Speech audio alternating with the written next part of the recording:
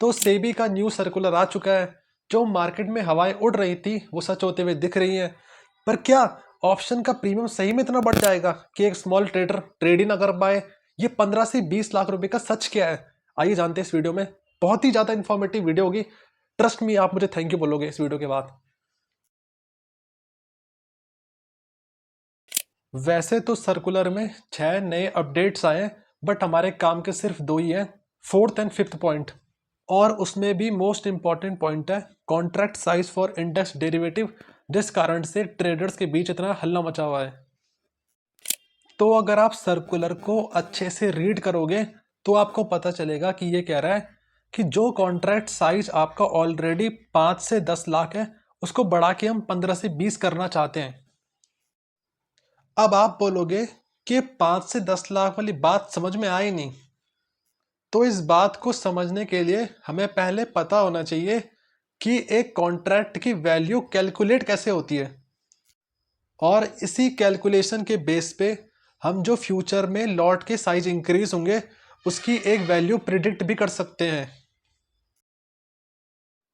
तो contract value का formula ये होता है, contract value equals to spot price into lot size.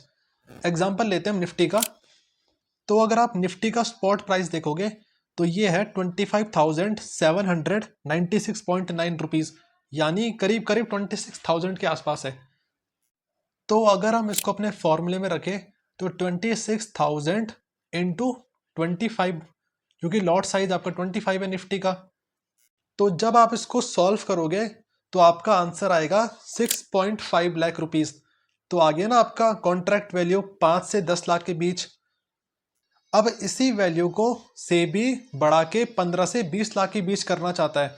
अब आप बताओ 6.5 लाख रुपीस को अगर मुझे 15 से 20 लाख करना है तो कितने से मल्टीप्लाई करना पड़ेगा?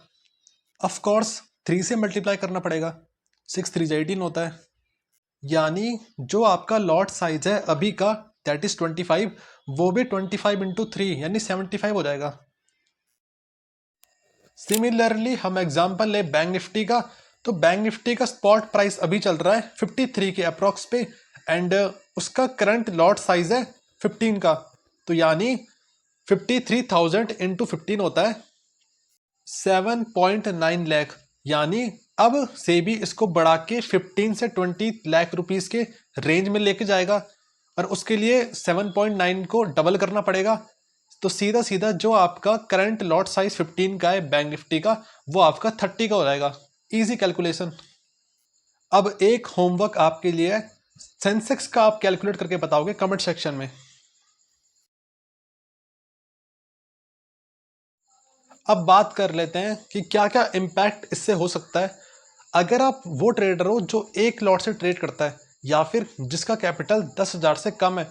तो उनको काफ़ी दिक्कत आने वाली है, क्योंकि मैंने अभी आपको बताया कि जो आपका लॉट साइज है वो आपका इंक्रीज हो जाएगा 2x 3x तक का। यानी अभी आपको जो कैपिटल यूज हो रहा है एक लॉट को बाई करने में 5,000 के अप्रॉक्स हो रहा होगा, वो सीधा सीधा 10,000 15,000 तक का यूज होना शुरू हो जाएगा। तो जैसा कि एक नॉर्म है कि अगर आपको मार्केट में आना है तो कम से कम 10,000 रुपीज़ कैपिटल होना चाहिए। अब वो कहीं ना कहीं इंक्रीज हो जाके 20,000 हो जाएगा। हाँ, बट अगर आपका कैपिटल 50,000 1 लाख या उससे ऊपर का है तो आप पे बिल्कुल भी इम्पैक्ट नहीं आएगा, आप टेंशन मत लो। तो जो सेकंड मेन न्यूज़ है वो आपके वीकली एक्सपायरी के ऊपर थी। तो अगर मैं सिंपल पॉइंट्स में आपको एक्सप्लेन करूं तो सेबी ये कहता है कि एक्सपायरी के दिन क्या होता है, आपके प्रीमियम सस्ते होते हैं, जिस कारण से बहुत से लोग स्पेक्युलेटिव ट्रेडिंग करते हैं यानी तुक्केबाजी करते हैं, और जिस कारण से आपकी वॉलेटिलिटी बढ़ जाती है और जो लॉन्ग टर्म वाले इन्वेस्टर्स होते हैं उनको इम्पैक्ट करता है।